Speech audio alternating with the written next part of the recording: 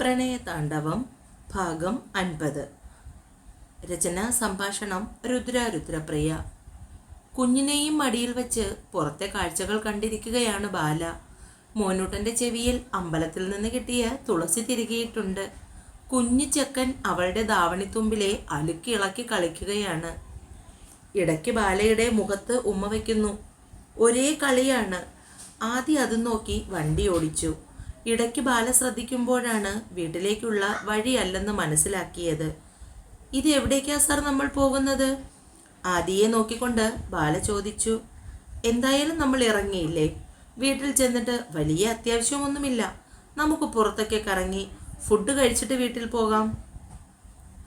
അമ്പലത്തിൽ പോകുന്നെന്ന് അമ്മയോട് പറഞ്ഞിട്ടല്ലേ ഇറങ്ങിയത്? അമ്മ നോക്കിയിരിക്കില്ലേ കണ്ടില്ലെങ്കിൽ? പേടിച്ചാലോ?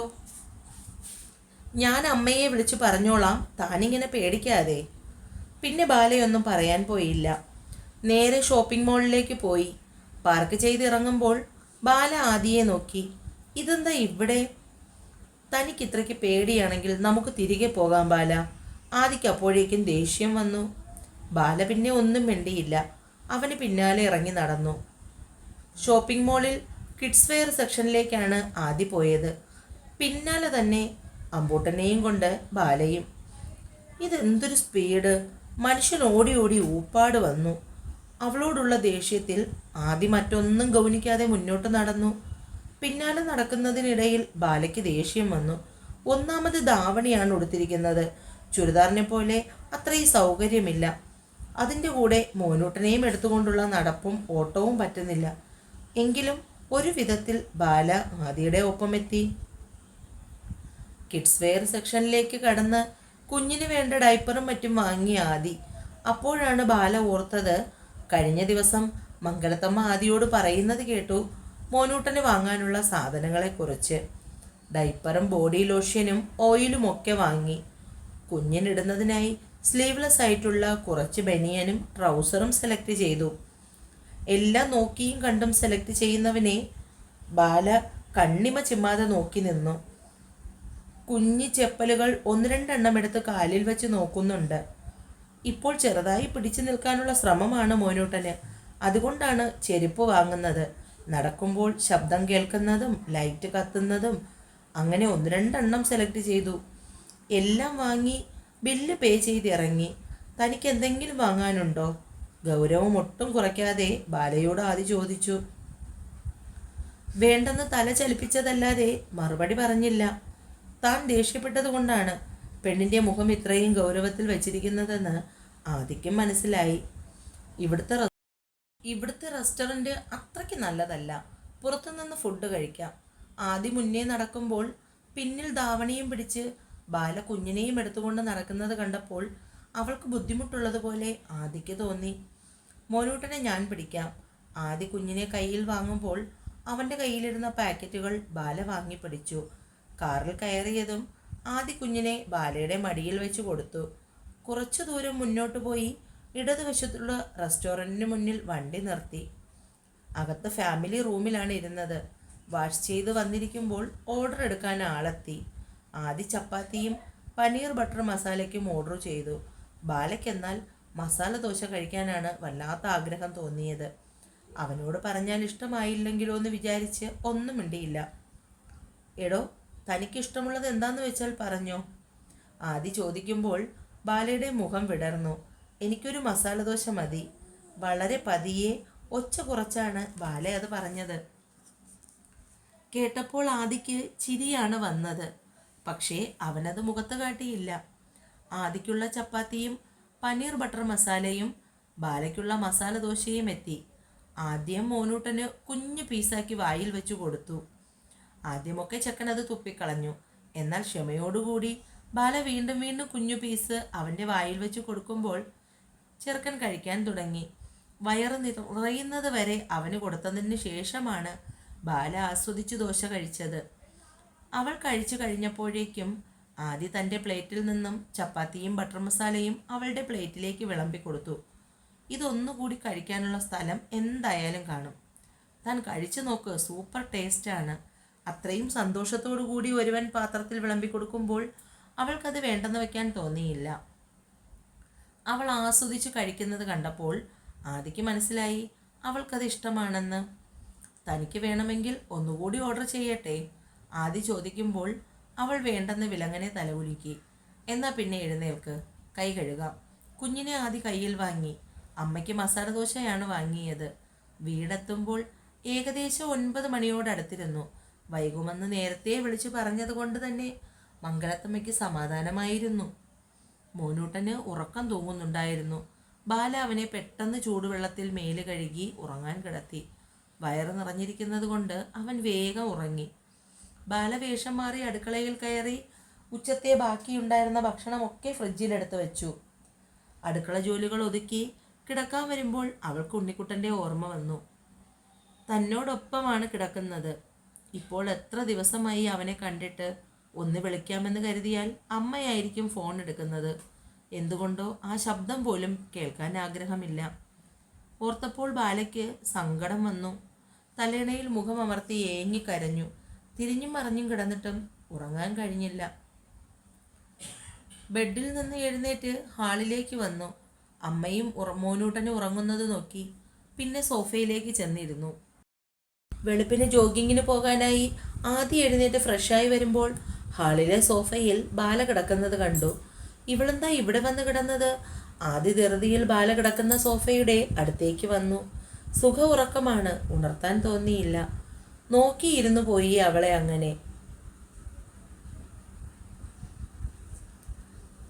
അവൾ കിടക്കുന്നതിന് തൊട്ട് താഴെയായി മുട്ടുകുത്തിയിരുന്ന് അവളുടെ മുഖത്തേക്ക് നോക്കി. എങ്ങനാ പെണ്ണെ നീ എൻ്റെ മനസ്സിൽ ഇത്രയും ഇടം നേടിയത്? നിന്നോടുള്ള ഇഷ്ടം ഇങ്ങനെ നെഞ്ചിനെ വീർപ്പ് മുട്ടിക്കുക. ഞങ്ങളുടെ മോനൂട്ടൻ്റെ അമ്മയായി, എൻ്റെ പ്രണയമായി, എൻ്റെ പാതിയായി നീ വരുവോ? മൗനമായി അവളുടെ മുഖത്തേക്ക് നോക്കിയിരുന്നു കൊണ്ട് അവൻ ചോദിച്ചു. താടിയിൽ കയ്യും താങ്ങി അവളെ നോക്കി അങ്ങനെ ഇരുന്നു പോയി. പെണ്ണൊന്നും ഞരങ്ങിയപ്പോൾ ആദ്യ പെട്ടെന്ന് എഴുന്നേറ്റ് കസേരയിലിരുന്നു. ബാല ഡി അവളുടെ കൈത്തണ്ടയിൽ പതിയെ തട്ടി വിളിച്ചു. കണ്ണും തുറന്ന് പെണ്ണ് ഞെട്ടി ആദിയെ നോക്കി. സാറെന്താ ഇവിടെ? ചോദിച്ചതേ ആദിക്ക് ചിരി വന്നു. എൻ്റെ കുഞ്ഞെ, നീ ഇന്നലെ ഇവിടെയാണോ കിടന്നത്? ബാല സോഫയിൽ നിന്ന് ചാടി എഴുന്നേറ്റു. പെട്ടെന്ന് എഴുന്നേൽക്കുമ്പോൾ ബാലൻസ് കിട്ടിയില്ല. അവൾ വീഴാനായി വേച്ചുപോയി. ശ്രദ്ധിച്ച് ബാല. ആദ്യം അവളെ ചേർത്ത് പിടിച്ചു. എന്തിനാ ഇങ്ങനെ ധൃതി വെക്കുന്നേ? ഇന്നലെ എന്തിനാ നീ ഇവിടെ വന്ന് കിടന്നത്? ചോദിച്ചതേ അവനോട് ചേർന്ന് നിന്ന് ഏങ്ങി കരഞ്ഞുപോയി. ആദ്യം അവളുടെ ആ പ്രവൃത്തിയിൽ ഞെട്ടിപ്പോയി. സാധാരണ അവളിൽ നിന്നും അങ്ങനെ ഒരു നീക്കമുണ്ടാകുന്നതല്ല. എന്താ ബാല? അവളുടെ മുഖം തൻ്റെ നേർക്കുയർത്തി ചോദിച്ചതേ അവൻ്റെ ടീഷർട്ടിലേക്ക് മുഖം അമർത്തിപ്പോയി പെണ്ണ്. ഉണ്ണിക്കുട്ടനെ കാണാൻ വല്ലാണ്ട് കൊതി തോന്നുന്നു. അവനിപ്പോൾ ഒറ്റയ്ക്കായില്ലേ? ഞാനില്ലാതെ എൻ്റെ കുട്ടി ഉറങ്ങാൻ പറ്റുമായിരുന്നില്ല അവന്. സങ്കടം വന്നു, അതാണ് ഇവിടെ വന്ന് കിടന്നത്. പക്ഷേ ഉറങ്ങിപ്പോയി. കാണണോ ഉണ്ണിക്കുട്ടനെ? അത്രമേൽ പ്രണയത്തോടെ അവളെ ചേർത്ത് പിടിച്ചുകൊണ്ട് തന്നെ ആദ്യം അത് ചോദിച്ചു. ഞാൻ കൂട്ടിയിട്ട് വരട്ടെ? മറിച്ചൊന്നും ചിന്തിക്കേണ്ടി വന്നില്ല. വേണമെന്ന് വേഗത്തിൽ തലകുലുക്കി. കുറച്ചുകൂടി വെളുത്തോട്ടെ, ഞാൻ പോയി കൂട്ടിയിട്ട് വരാം.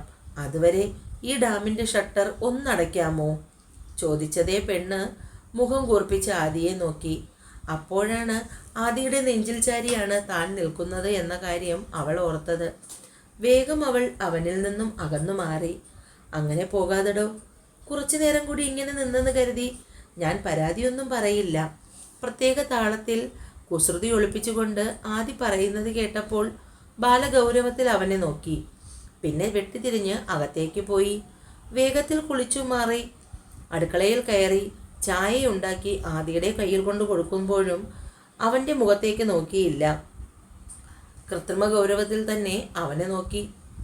ചായ മേശമേൽ വെച്ച് പിന്തിരിഞ്ഞു പോകുന്നവളുടെ കയ്യിൽ പിടിച്ചു നിർത്തി ആദി. ഈ മുഖം എന്തിനാ ഇങ്ങനെ വീർപ്പിച്ചു വെച്ചിരിക്കുന്നത്? ഞാനൊരു തമാശ പറഞ്ഞതല്ലേ, അതിനിങ്ങനെ പിടങ്ങാമോ? തനിക്ക് എന്തെങ്കിലും വിഷമമുണ്ടെങ്കിൽ ചായാൻ ഒരു തോൾ വേണം. ഞാൻ അത്രേ ഉദ്ദേശിച്ചുള്ളൂ. അതിനിപ്പോൾ എന്തായാലും എൻ്റെ തോൾ ഇവിടെ ഉണ്ടല്ലോ. അവളെ കളിയാക്കുകയാണെന്ന് തോന്നിയിട്ടാണ് പെണ്ണ് ചവിട്ടിത്തുള്ളി അകത്തേക്ക് പോയത്. ആദ്യം അവൾ പോകുന്നത് നോക്കി നിന്നിട്ട് ചായയുമായി പുറത്തേക്ക് ഇറങ്ങി. കമലം ഗേറ്റ് തുറന്ന് അകത്തേക്ക് കയറുമ്പോൾ കാണുന്നത് ചായയും കുടിച്ച് പുറത്തേക്ക് നോക്കി നിൽക്കുന്ന ആദിയെയാണ്. ആദിയെ കണ്ടപ്പോൾ അവരുടെ മുഖം വിടർന്നു. നടത്തത്തിൻ്റെ വേഗത കൂട്ടി ആദിയുടെ മുന്നിൽ വന്ന് നിന്നു. ഇന്നലെ ഇവിടുത്തെ അമ്മച്ചി ശമ്പളം തന്നായിരുന്നു. സാറ് പ്രത്യേകം പറഞ്ഞു കൊടുത്തിട്ട് പോയി എന്ന് പറഞ്ഞു. കമലം അവിടെ നിന്ന് പിന്നെയും എന്തോ പറയാൻ തുടങ്ങുമ്പോൾ ആദ്യ ഗ്ലാസ് അവരുടെ കയ്യിൽ കൊടുത്ത് നേരെ ബുള്ളറ്റും എടുത്ത് പുറത്തേക്ക് പോയി. ഷോ, കണ്ടു കൊതി തീർന്നില്ല. അതിനു മുൻപ് ഇതെവിടെ പോയോ എന്തോ. പിന്നാമ്പുറം വഴി നേരെ അടുക്കളയിലേക്ക് ചെന്നു കമലം. ചായ ഇട്ടെങ്കിലും എനിക്ക് കൂടി ഒരു ഗ്ലാസ് താ പെണ്ണെ, കുടിച്ചിട്ട് അടിച്ചു വരാം. അകത്തേക്ക് നോക്കി ബാലയോട് പറഞ്ഞു. അപ്പോഴേക്കും ബാല ഒരു ഗ്ലാസ് ചായ അവരുടെ നേർക്ക് നീട്ടി. അതും വാങ്ങി കുടിച്ചുകൊണ്ട് അടുക്കള തിണ്ണയിലിരുന്നു കമലം. നിന്റെ അമ്മയും അനിയത്തിയും ഒന്നും ഇപ്പോൾ തൊഴിലുറപ്പിന് പോകുന്നില്ലേ ബാലേ? അവരെ കാണാനില്ലല്ലോ. ഇപ്പോൾ പിന്നെ വരുമാനം എവിടുന്ന്? രണ്ടാമത്തെ മോൾക്ക് വരുമാനം ഉണ്ടാക്കാനുള്ള കാര്യങ്ങളൊക്കെ അറിയാവുന്നത് കൊണ്ട് അമ്മയ്ക്ക് വലിയ പ്രശ്നമൊന്നുമില്ലായിരിക്കും അല്ലേ? അമ്മച്ചുള്ള കമലത്തിൻ്റെ പറച്ചിൽ കേട്ടപ്പോൾ നെഞ്ചിൽ മുള്ളുകൊണ്ട് വരഞ്ഞതുപോലെ തോന്നി ബാലയ്ക്ക്. ഒന്നും മിണ്ടാതെ തലയും കുനിച്ച് നിൽക്കുന്നവളെ കണ്ടുകൊണ്ടാണ് മംഗലത്തമ്മ അകത്തേക്ക് കയറി വന്നത്. അതിനു മുൻപ് തന്നെ കമലം പറയുന്നതൊക്കെ അവർ കേട്ടിരുന്നു. നിന്റെ നാക്കിന് ലൈസൻസ് ഇല്ലേ കമലം? ആരോട് എന്താണ് പറയാനുള്ളതെന്ന് നിനക്കറിയില്ലേ? അതിന് ഞാനൊന്നും പറഞ്ഞില്ലല്ലോ അമ്മച്ചി. ബാലയുടെ അമ്മയും അനിയത്തിയും ഒന്നും ഇപ്പോൾ ജോലിക്ക് പോകുന്നില്ല. പിന്നെ വീട്ടിലെ കാര്യങ്ങളൊക്കെ എങ്ങനെ നടക്കുന്നു എന്ന് ചോദിച്ചതാണ്. അങ്ങനെയാണോ നീ ചോദിച്ചത്? ഞാൻ പുറത്ത് കേട്ടുകൊണ്ട് നിന്നതാണ്. എന്തിനാ കമലം ഇങ്ങനെ ആൾക്കാരെ കുത്തി വേദനിപ്പിക്കുന്നത്? അവൾ നിന്നോട് എന്ത് തെറ്റ് ചെയ്തിട്ടായി എപ്പോഴും ഇങ്ങനെ അവളെ സങ്കടപ്പെടുത്തുന്നത്? നിന്റെ മകളാവാനുള്ള പ്രായമല്ലേ ഉള്ളൂ ബാലയ്ക്ക്. പിന്നെയും എന്തിനാ ഒരു ശത്രുവിനെ പോലെ എപ്പോഴും അവളോട് പെരുമാറുന്നത്? നിന്റെ ഈ സ്വഭാവത്തിന് മാറ്റമില്ലെങ്കിൽ ഇനി കമലം ഇവിടെ പണിക്ക് വരണമെന്നില്ല. എന്തായാലും ബാലയും ഞാനും കൂടി ചേർന്ന് ഇവിടുത്തെ ജോലികൾ ചെയ്തോളാം, മംഗലത്തമ്മ അറുത്തു മുറിച്ചതുപോലെ പറഞ്ഞു. അയ്യോ, അങ്ങനെയൊന്നും പറയല്ലേ അമ്മച്ചി. ഇനി ഞാൻ ശ്രദ്ധിച്ചോളാം. അവർ വേഗം പിന്നാമ്പുറത്തു നിന്നും ചൂലുമെടുത്ത് മുറ്റമടിക്കാൻ പോയി. എല്ലില്ലാത്ത നാക്കും വെച്ച് അവൾ എന്തെങ്കിലും പറയുന്നു എന്ന് കരുതി മോള് കരയാൻ നിൽക്കാതെ, മംഗലത്തമ്മ ബാലയെ ശാസിച്ചു. അപ്പോഴേക്കും ബാല അമ്മയുടെ മേലേക്ക് ചാഞ്ഞുപോയി. പുറത്ത് ബുള്ളറ്റ് വന്ന് നിൽക്കുന്ന ഒച്ച കേട്ടു. അടുത്ത നിമിഷം തന്നെ ചേച്ചി, ബാലേച്ചി, ഉണ്ണിക്കുട്ടൻ്റെ വിളി കേട്ടപ്പോൾ മുഖം അമർത്തി തുടച്ചുകൊണ്ട് ബാല ഹാളിലേക്ക് വന്നു. ചേച്ചി കണ്ടപാടെ ഉണ്ണിക്കുട്ടൻ അവളെ കെട്ടിപ്പിടിച്ചു. രണ്ടുപേരും ഏറെ നേരം അങ്ങനെ നിന്നു. അത് കണ്ടുകൊണ്ടാണ് ആദ്യ അകത്തേക്ക് കയറി വന്നത്.